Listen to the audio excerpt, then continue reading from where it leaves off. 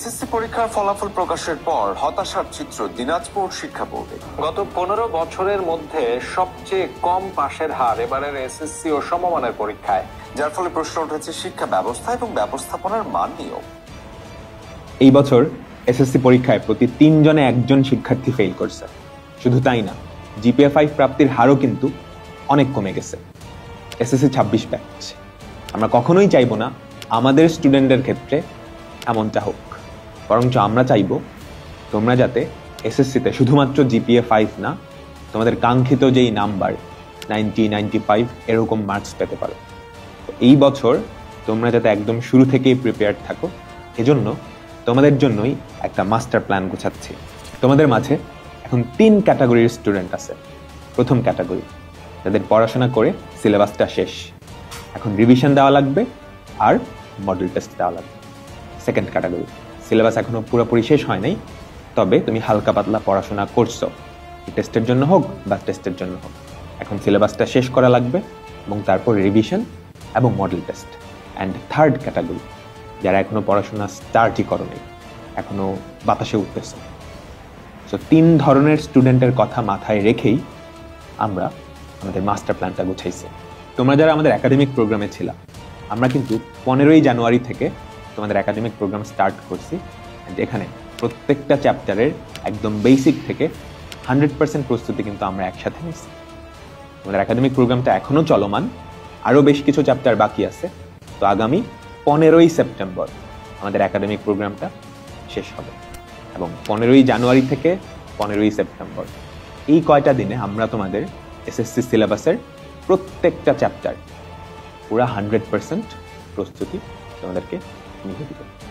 তো এখন বাকি হচ্ছে রিভিশন। 15ই সেপ্টেম্বর আমাদের একাডেমিক প্রোগ্রাম শেষ হলো, এবার রিভিশনের পালা। তোমাদের 25শে সেপ্টেম্বর থেকে শুরু হতে যাচ্ছে একটা জিনিস। এই জিনিসটা বলতে পারো যে আমাদের এসিএস এর সবচাইতে পপুলার কোর্স।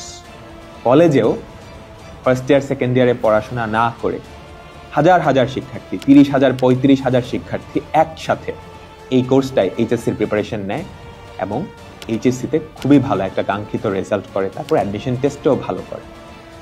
তো তোমাদের এসএসসিতেও এরকম কিছু একটা আসতেছে এবং সেটা আসবে হচ্ছে 25শে সেপ্টেম্বর, যেখানে প্রত্যেকটা চ্যাপ্টারের একটা ক্লাস নিয়ে আমরা ওই চ্যাপ্টারটা তোমাদের এসএসসির জন্য 100% একটা প্রস্তুতি নিয়ে দিব।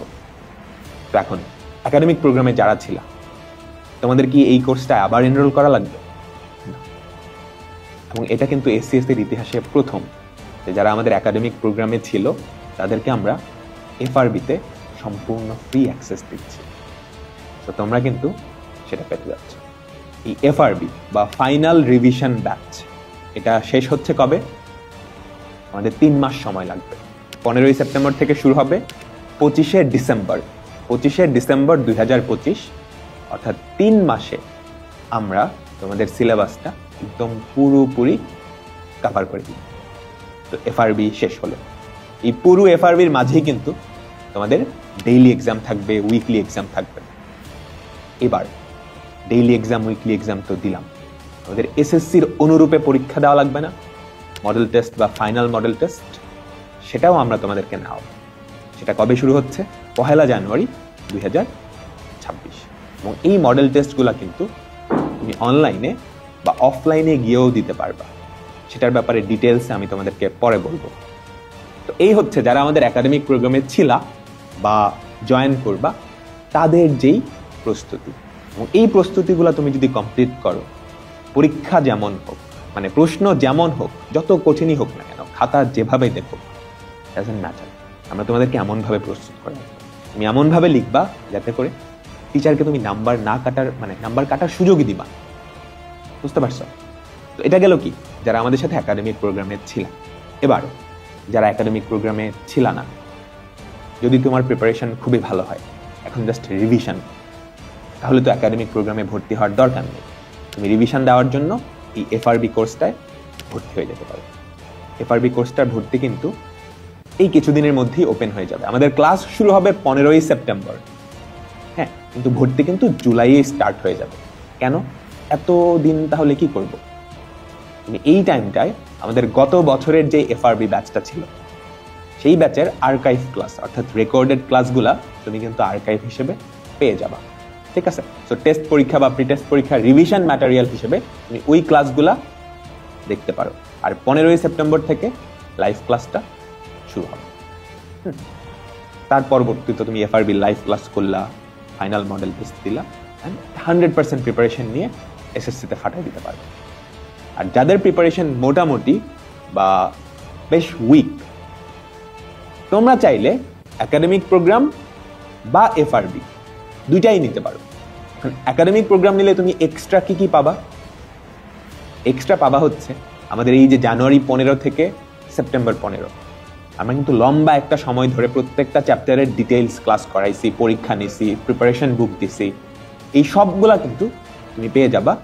সাথে এফআরবিটাও কি ফ্রিতেই অ্যাক্সেস পেয়ে যাবা, বুঝছো? আর তুমি যদি শুধু এফআরবি নাও তাহলে তো গত বছরের আর্কাইভ ক্লাসগুলা এন্ড এই বছরের যে লাইভ ক্লাসটা সেটা হবে, সেটার মাধ্যমে তোমার প্রিপারেশনটা একদমই পূর্ণ। তো এখন তুমি কোনটা নিবা এটা তোমার ডিসিশন, একাডেমিক প্রোগ্রাম নাকি এফআরবি।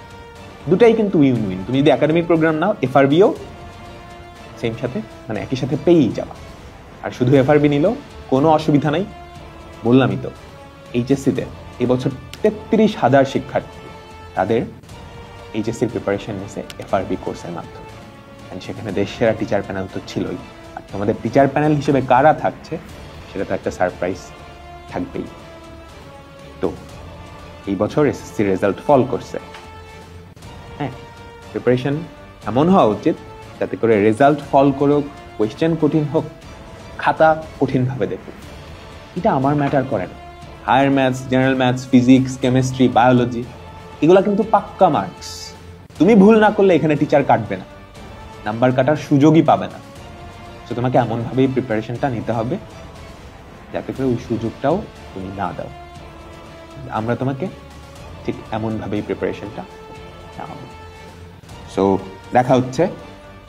এখন ভয় পাওয়ার সময় না, এখন ভয় পাওয়ার সময় না। ভয় পেয়ে তুমি যদি চিন্তা করে পড়াশোনা না করো সেটা কিন্তু মোটেও ভালো হবে না। এখন সময় হচ্ছে অ্যাকশন নেওয়া, পড়াশোনা করা। So get ready.